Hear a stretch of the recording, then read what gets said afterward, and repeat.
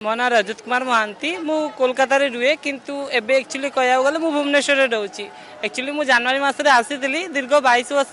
पर मते जोग होला आसिया को जनवरी मास रे आसीतिली किंतु एक्चुअली मोर आसिया आज सेते प्लानिंग नथिला बाबा कहला देवसान पूर्णिमा अछि तो आसे मु एक्चुअली 8टा रु एक्चुअली भारिली बस एबे पहुंची आइनी काइना डोरी लागि गेला तो पहुंची आसली। एक्चुअली आसिया रे कारण कि परिस्थिति रे खराब अछि ठाकुर को डाकिया को एता आसली आउे ठाकुर तो जावाक सब इच्छा 22 वर्ष पर फास्ट देखा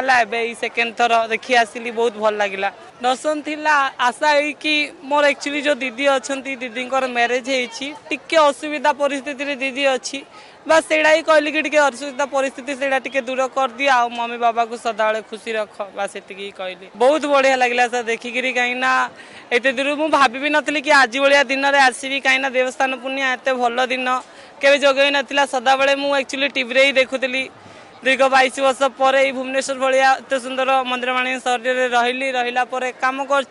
सहित भाविली बाबा कहले जो काम भी सेमती एता नौ ना टे अफ थी आज भाविली चल पलि जा तो खर्च ना ठाकुर पाक पलि आसली से।